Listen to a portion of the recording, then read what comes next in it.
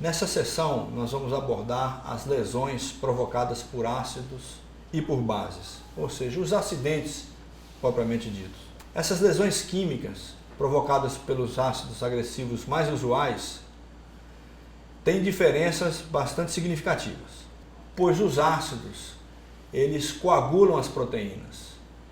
Eles, quando atingem pele ou olhos, têm uma reação de gerar uma membrana de coagulação, e com isso ele limita a sua continuidade, ou seja, a sua difusão é dificultada pela formação desse coágulo. Porém, também causam lesões importantes. Mas, por outro lado, as bases, os álcalis, elas dissolvem a queratina, penetram mais profundamente e causam hidrólise e saponificação, que é onde eles começam a interromper sua ação. E provocam com isso aí uma resposta fibroblástica desordenada. Aqueles fibroblastos que nós vimos na sessão anterior, que são as células que vão reconstituir os tecidos, eles têm uma matriz, uma ordem de crescimento, que a lesão provocada por bases prejudica, e eles não têm mais essa condição de gerar um tecido uniforme. Portanto, as bases induzem essa resposta desordenada. Como consequência, gera uma cicatriz fibrótica hipertrófica, ou seja, uma cicatriz formada por tecidos de fibra, e também causam necrose e usualmente mais sequelas. Aquelas cicatrizes que dão retração, que dificultam a modificação da posição, o movimento, são as cicatrizes desse tipo hipertrófica causadas pelas lesões por base. Uma pele saudável, vocês podem ver nessa lâmina, é constituída ao microscópio dessas ilustrações. Tem a epidermis, onde tem o extrato córneo, a parte mais rígida, mais de defesa, mais couraça. Depois tem uma camada chamada de suprabasal, depois uma camada basal e, por fim, uma junção com a derme, chamada dermoepitermal, junção dermoepitermal. Em seguida, em coloração azulada clara, entra a derme, propriamente dita, e constituída de duas camadas também, a dermis papilare e a dermis reticular. E essa é uma microscopia óptica de ampliação em 40 vezes, colorida de acordo com as técnicas de laboratório para permitir o exame e a verificação de pele. Notem nessa próxima slide que a soda cáustica, ao cair, ela causa uma modificação significativa no extrato córneo e também inicia um dano na camada de derme logo em seguida. Como comparação, vocês notem aqui a pele normal e como é que ela se modifica com a ação de soda cáustica. São 30 minutos após a exposição, já há uma modificação e uma lesão instalada. 2 horas após a exposição, toda a epiderme está completamente destruída, todo o extrato córneo foi destruído. E a epiderme e a derme papilar já perderam a vida, que nós chamamos de viabilidade, perdeu a viabilidade celular. Então, é uma ilustração de quão danosa é uma lesão ou um acidente provocado por soda cáustica, hidróxido de sódio a 50% de concentração. Nessa outra lâmina, com pedaços de pele examinadas ao microscópio, nós temos também aqui a pele normal para efeito de comparação e em seguida 3 ilustrações do que acontece ao passar do tempo quando o ácido sulfúrico atinge a pele. Na primeira à esquerda são 25 segundos de exposição ao ácido sulfúrico, onde se percebe com alterações, com bolhas, há uma lesão, uma modificação no citoplasma das células, chamada de lise citoplasmática, e também nuclear, do núcleo das células. atingindo também os queratinócitos e com o seu interior, o citoplasma, já mostrando uma característica conhecida como acidófilo. A derme papilar sofreu uma alteração fraca e com um citoplasma levemente acidófilo. Após 3 minutos de exposição, no slide do meio, na ilustração do meio, a epiderme mostra alterações significativas, a derme papilar, alteração das proteínas que fazem parte da junção dermoepidérmica, e estruturas celulares com alteração no citoplasma e no núcleo. Após 4 horas de exposição, as alterações são muito mais importantes, são muito mais significativas. Já há uma destruição completa, bastante evidente. Lembrando que a necrose causada por ácidos e por álcalis tem características distintas. Os ácidos coagulam e os álcalis liquefazem. Essas são 2 lâminas que ilustram essas características.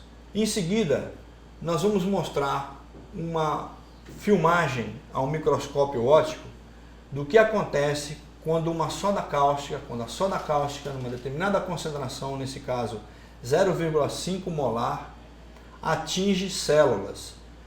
Essas células são células de epitélio, de olhos do coelho, foram colocadas num substrato, num gel, fixadas para poder nos permitir essa filmagem.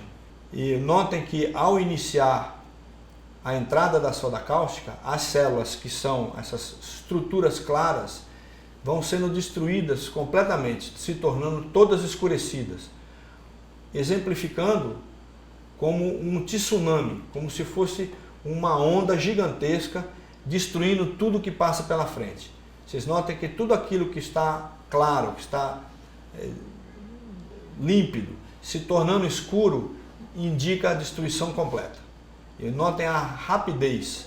E o que acontece nesse trecho é que, como os álcalis dissolvem melhor gordura, as membranas dos fosfolipídios, que são gorduras fosforiladas, presentes nas membranas e nos compartimentos celulares, vão sendo destruídos completamente pela soda cáustica. E com isso aí o acesso ao interior das organelas, ao interior dos componentes, proteínas e açúcares, são completamente destruídos imediatamente. Como consequência no ser humano, nós exemplificamos com essas 2 figuras, uma lesão ocular com uma perda completa de visão, uma cegueira, e um caso de ingestão de soda cáustica com a paciente num estado bastante dramático, necessitando ser entubada para continuar lutando, resistindo. Essa outra filmagem, também ao microscópio, do mesmo tipo de células imobilizadas, são para ilustrar como os ácidos agem. E nesse caso é o ácido clorídrico, o HCl, muito embora nós mais tecnicamente chamamos de ácido hidroclorídrico, porque ele está em água. Então é o ácido hidroclorídrico na concentração de meio molar. Da mesma maneira que vimos na soda cáustica na filmagem anterior, será introduzida essa solução de ácido nesse campo do microscópio, e vocês vão notar que há diferença bem grande entre um caso e outro. Porém, ambos geram lesão. Então, daqui a segundos, será possível perceber a entrada do ácido agora, pequenos movimentos na tela, e o início de uma destruição. Mas nesse caso, diferentemente da soda cáustica, a destruição ela é restrita, num primeiro momento, ao núcleo das células. Somente o interior delas que são modificados. Notem que há quase uma efervescência no interior de cada uma dessas células ilustradas, e notadamente não há nenhuma destruição de membranas. porque as membranas, sendo gorduras, são mais resistentes ao ácido. Gordura fosforilada são mais resistentes ao ácido, bem distinta da ação da soda cáustica. Porém, os núcleos são completamente destruídos, trazendo lesões importantes, pois no núcleo é que acontecem as modificações que dão sustentação à vida. Então, no caso da soda cáustica, nós de organismos mais avançados, com compartimentalização celular, nos tornamos, no caso de lesão, onde ela acontece, organismos semelhantes a organismos menos avançados, os procariontes. Já no caso de lesão por ácidos, essa modificação de estrutura acontece, porém, dentro das células. Já notem que com o passar de alguns segundos, o núcleo está completamente destruído. Entretanto, as lesões por ácidos não ficam atrás das lesões por soda cáustica. Vocês notem nessas figuras, mão, pé e perna, o quão dramática e quão destruidor é o ácido. No caso, ácido sulfúrico. Essa outra ilustração, essas outras figuras mostram também o efeito destruidor de ácido. À esquerda, um acidente ocorrido no Brasil, numa indústria, mostrando uma parte do pé e da perna, e à direita, uma lesão de face provocada por um acidente ou de um atentado, melhor dizendo, em uma senhora no país Bangladesh. No caso do acidente de perna e pé, houve um afastamento de 685 dias do trabalho, significando isso um alto custo, tanto para a empresa, um alto custo para o Estado e consequências para o acidentado. Muito importante nós mencionarmos nessa etapa o ácido hidrofluorídrico, também conhecido como HF, ou ácido fluorídrico. O ácido fluorídrico ele é gasoso e quando ele é misturado com água se forma o ácido hidrofluorídrico. Entretanto, existe uma característica muito importante nesse produto, que é a ação do fluoreto. A parte ácida, que é a parte do hidrogênio, o H+, quando atinge pele, olhos, ele abre um caminho para a entrada do fluoreto. O fluoreto é um dos íons menores que existem. Ele só não é menor do que o hidrogênio. E ele consegue penetrar muito rapidamente pelos tecidos. E uma característica química do fluoreto é a sua reatividade, a sua facilidade de captura de cálcio, de reagir com cálcio e de reagir com magnésio. Quando o fluoreto encontra um cálcio e magnésio dos espaços intercelulares e dos espaços das células propriamente dita, ele elimina a possibilidade do cálcio e do magnésio participarem das reações biológicas, especialmente a parte de transmissão de sinal nervoso e contração muscular. Como o nosso coração é um músculo, a primeira consequência grave que acontece é a fibrilação cardíaca. Portanto, o ácido fluorídrico, embora seja um ácido fraco na escala de acidez, ele, pela toxicidade causada pelo fluoreto na captura do cálcio, ele se torna um risco muito alto. De tal forma que se 5% de área corpórea for atingida, há um risco de vida, ou seja, há um risco letal. A pessoa poderá morrer pela presença e pela ação de fluoreto. E, tecnicamente dizendo, isso se traduz na palavra hipocalcemia, quer dizer, uma baixa presença de cálcio, fibrilação e parada cardíaca. Então, o ácido hidrofluorídrico, ele é corrosivo, embora não um corrosivo importante, mas suficiente para permitir a entrada do fluoreto, vai causar necrose via aquela ação de cálcio intracelular. Essas fotografias ilustram acidentes que ocorreram com ácido hidrofluorídrico a 70%. Notem na figura à direita superior uma expressão dolorosa que pode-se notar pela contração de olhos e contração labial desse acidentado. E nas outras duas, à esquerda, superior e inferior, a extensão de lesão em perna e panturrilha.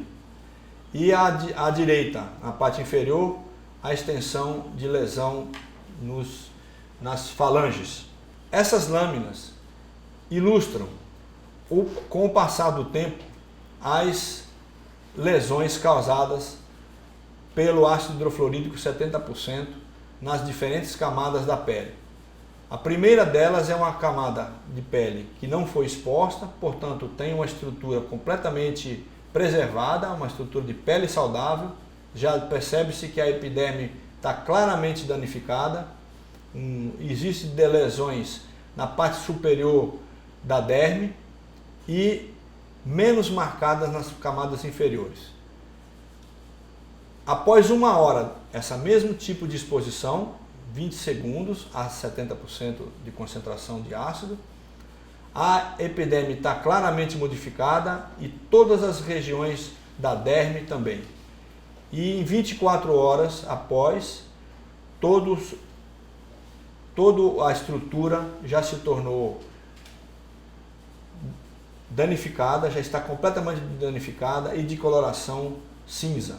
Que efeito tem o tempo no desenvolvimento da lesão?